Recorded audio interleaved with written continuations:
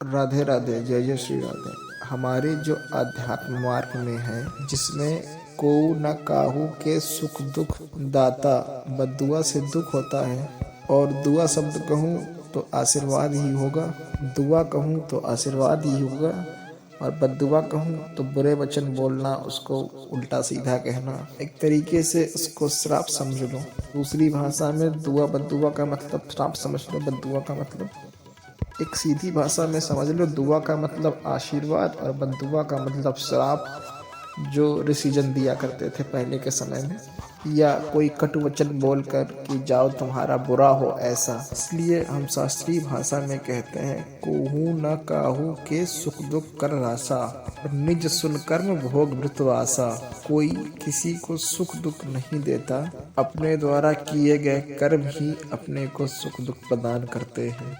जैसे आप यहाँ चल करके आए भगवान गुरु मान करके, आज हम संत दर्शन करेंगे, आज हम संत निज करेंगे, तो ऐसा हम आपका सच्चा कर्म बन रहा है, आप भाव से आ रहे हो, आपका मंगल होगा। अब आपका जो मंगल होगा उसमें हम प्रधान नहीं हुए, उसमें आप प्रधान हुए। आपने सोचा आज सत्संग सुनेंगे भगवान के मार्ग में चलने की इच्छा से, और आपने जो वचन पकड़ा और आपका उस वचन से मंगल हुआ, उसमें आपकी प्रधानता है, क्योंकि आपने उसमें मंगल पकड़ा, आपने वचनों पर श्रद्धा की, आप आए, आपने भावना की। एक ये आपकी भावना, आपकी श्रद्धा और आपका आना, घंटों तक इंतजार करना, ये आपका सत्कर्म बना।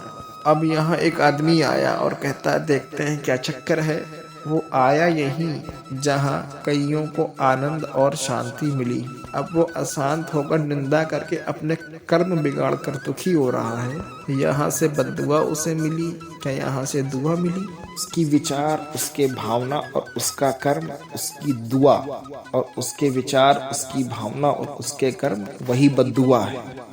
भगवान सबके हृदय में आनंद सिंधु बन के विराजमान है, फिर दुख क्यों? आनंद सिंधु भगवान सबके हृदय में विराजमान है, फिर दुख क्यों है? फिर चिंता क्यों है? शोक क्यों है? भय क्यों है? विलाप क्यों है? ऐसा क्यों है? क्योंकि हम भगवान का भाव ही नहीं मानते हैं, मनमानी आचरण करते हुए ऐसे कर्म कर रहे हैं जो हमें दुख प्रदान करे, चिंता प्रदान करे, शोक प्रदान करे। मुझे ऐसा लगता है कि जो फाइनल में पहुंचते हैं तो अपना ही कर्म हमें सुख और दुख दोनों देने वाला है। लोग कहते हैं नहीं हमारे ऊपर गुरु जी की बड़ी कृपा है, तो वो कृपा तब है जब आपने श्रद्धा की, आपने उनके वचन माने, आप उनकी शरण में गए, आप उनके कहे अनुसार चले, तो इसमें मूल कौन हुआ? आप हुए।